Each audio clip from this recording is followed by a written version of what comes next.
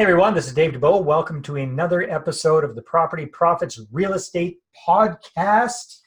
And today I have a very interesting guest on the call with me today, and it is Terrie Schauer. Am I pronouncing your name properly, Terrie? Perfect, yeah. Pardon me? Yeah, it's perfect. It's good. Well, that's great. First time around. Terrie, welcome to the podcast. Glad to have you on board. And if you haven't heard or if you haven't met Terrie yet, she's a very, very experienced real estate entrepreneur. She's also a realtor. She's also a professional property manager. And she's the author of a new book we'll be talking a little bit about today. And as you can tell by all the medals and trophies hanging around her, she's a very, very accomplished athlete as well. So Terrie, great to have you on the call. And before you jump in, just tell us a little bit about what athletics you like to focus on. What's been your focus? Yeah, so I actually have been in martial arts for a really long time. And I started with 10 years of kickboxing. So I ended up boxing semi-professionally in Europe and then came back to Canada and was on the Canadian team for a couple of years. And then that was a bit too intense, but I realized I couldn't just quit cold turkey. So I switched to Brazilian Jiu-Jitsu, which is, in a weird way, it's like a bit more chill than kickboxing because you're not taking all kinds of hits to the head. Something goes wrong, you tap out. You're just choking people out. That's all. You go. But something goes wrong, you just tap and it's all over. And then, so that's what I do most of the time now. I still compete actively and I teach now as well, Brazilian Jiu-Jitsu. So. And you're telling me off camera that you just won a pretty impressive title. Tell us about that. Yeah, so in last December, I won a world title in no-gi.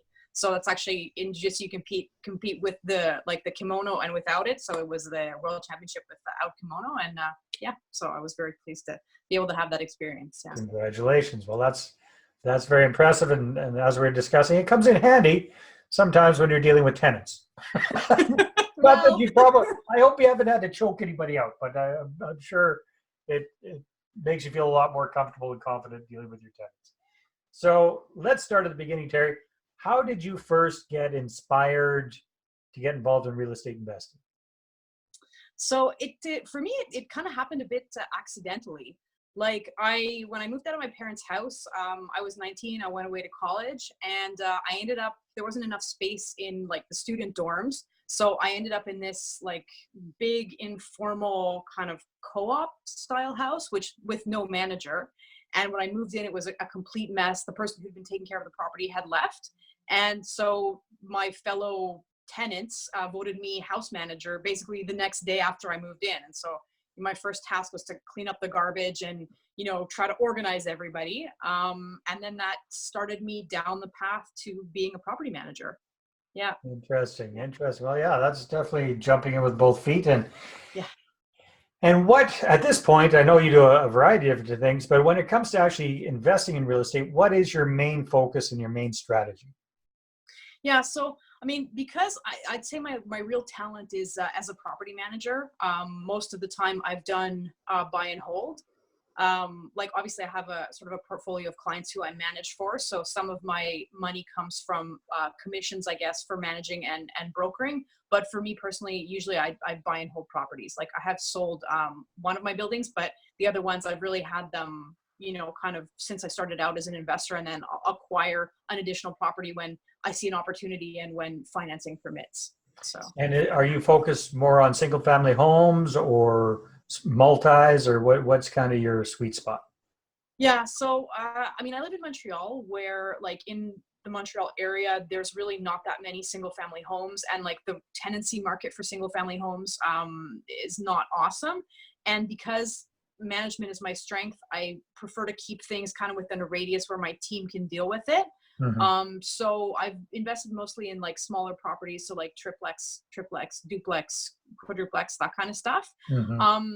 I've been tempted lately to get into something a little bit bigger, but the market for bigger properties, 6+ properties in Montreal, is so competitive right now that there's almost better deals in what gets qualified as residential here multi-unit starts with 6 and up. And so that market's super competitive. And somehow the opportunities I find tend to be smaller properties.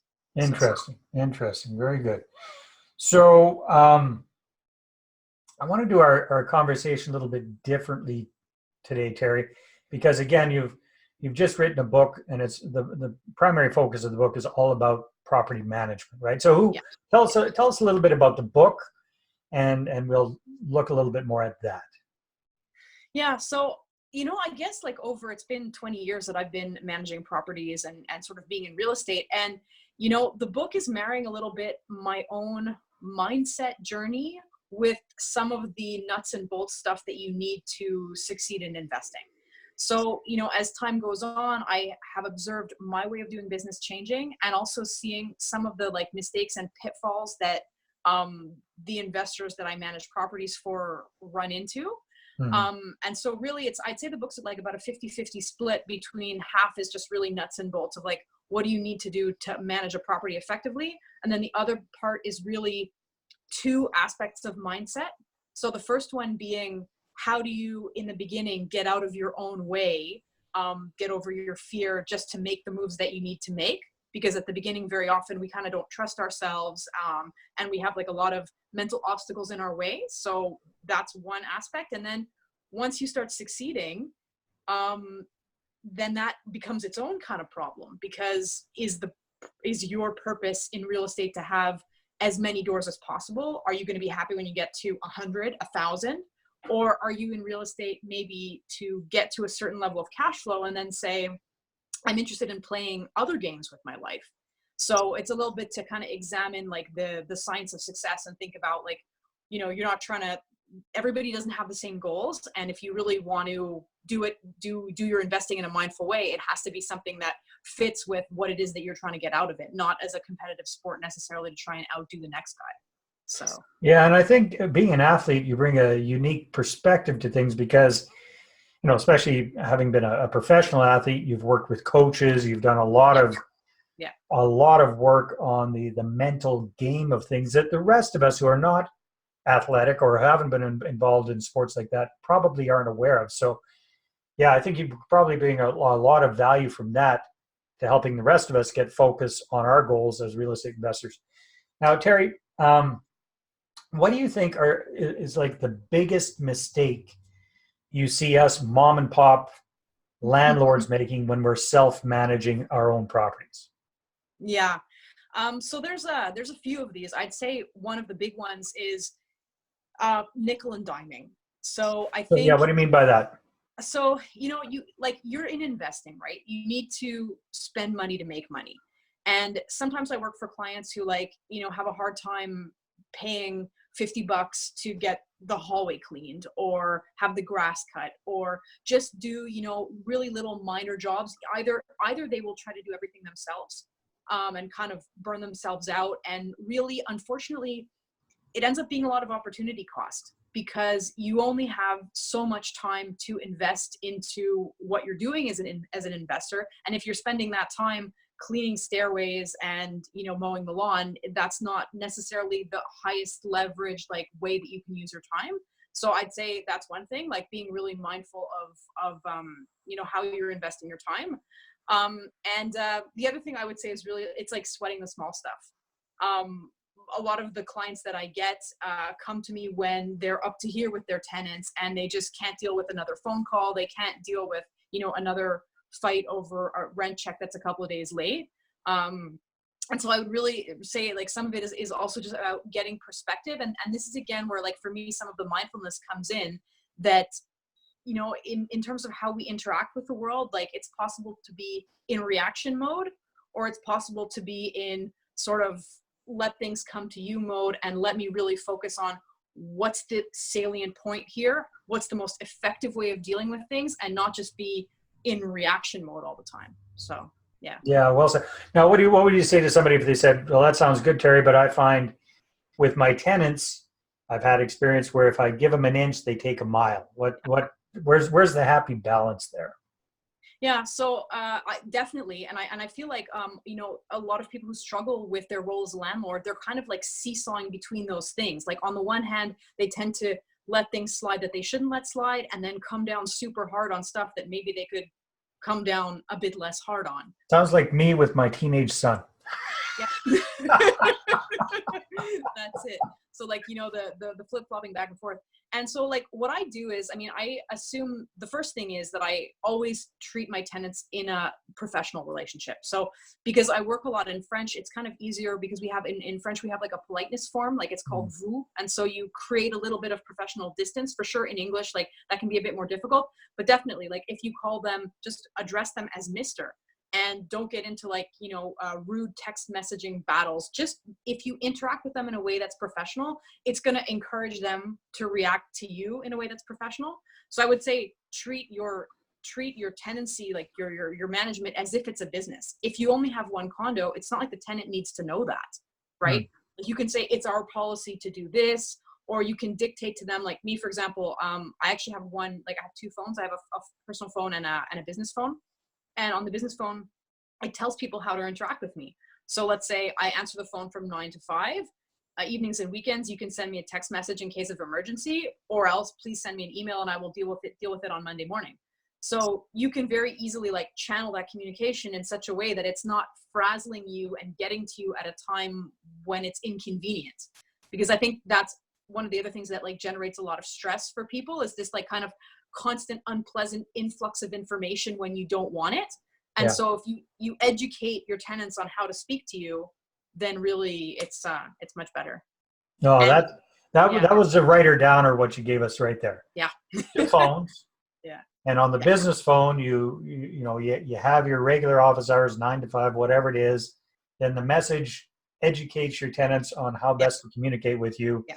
Worst case scenario being send you a text right now if it's emergency. If it's an emergency, yeah. And then I would just add one other thing to that. And I think the other one is that, you know, I really, I'm a big believer in personal responsibility. And I always try to make my tenants sort of as responsible as possible. And that even happens in the way I communicate with them. So let's say, you know, I'll give you an example. I had a building that needed to be treated for bed bugs. And so I had one tenant who didn't want to let the exterminator in. He had a cat, I don't know, whatever. So, you know, I could have like screamed and yelled at him, but I just, you know, presented the facts to him very calmly. It's like, look, you can choose to refuse the exterminator access to the building. Then the city inspector will come, you will get a fine. Really, it's no skin off my nose which one you do. But if you don't collaborate, this is going to be the consequence. And now you make your decisions. Like, here's the easy road. Here's the hard road. I don't really mind what you do, but this is what's going to happen if you don't do what I tell you to. So there you go. You know? Nice. So you took the emotion out of it, and it was just a business-like conversation, and you didn't get all ruffled. Exactly. And like, amazingly, like if you talk to people that way, it's not only is it respectful, but it also makes them kind of come back down and be like, oh yeah, wait a second. Like, I do need to take responsibility for whatever's going to happen. And you want to pay your rent late, no problem. I'll see you at the tenancy board. And then you're going to get a fine, even if you pay because you paid late and da-da-da. It doesn't make a difference to me, you know? Yeah. So Terrie, we're time flies when we're having fun, that's for sure. So we're just about at the end of our interview here. So I know you do a variety of different things. But if somebody's interested in, so first of all, what's the name of your book? What's your book called? Mindful Landlord. Mindful Landlord. That's a great title. Yeah. And if people are interested in getting a copy of the Mindful Landlord, what should they do?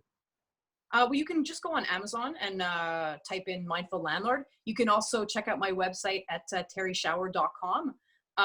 Actually, just you know, there's also for the next couple of weeks, I have a promotion running that you get have like an action plan, sort of practical exercises that go together with the book to kind of get people acting out some of the stuff that I'm talking about. And so you can find that also on the website. Yeah. Excellent. Very good. And I know you do a variety of different things. So you're a realtor, you're a property manager, you're a mom, you're an athlete, you're a real estate investor, the whole bit. So I know you also do some coaching. So who's kind of like the ideal person that you work with as a coaching client? Yeah, so really people who are at the beginning of their investment journey. And I guess, you know, part of what made me want to write the book, and also I have also an online property management course that I'm launching in the next couple of weeks, was because I kept getting kind of the same questions over and over again, and I felt like, instead of selling like an expensive coaching package, why not create sort of cheaper resources that people can access in a very easy on-demand way. The online course, people kind of can watch videos like as it goes for their, as they can integrate into their life. They don't have to show up and physically be somewhere.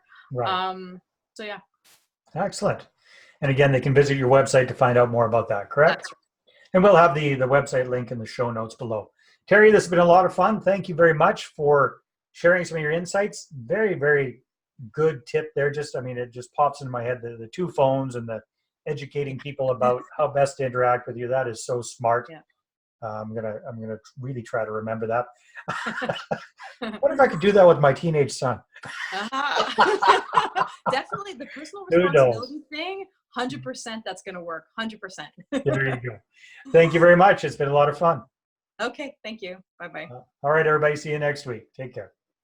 Well, thanks very much for checking out the Property Profits podcast. If you like what we're doing here, please head on over to iTunes, subscribe, rate us, and leave us a review.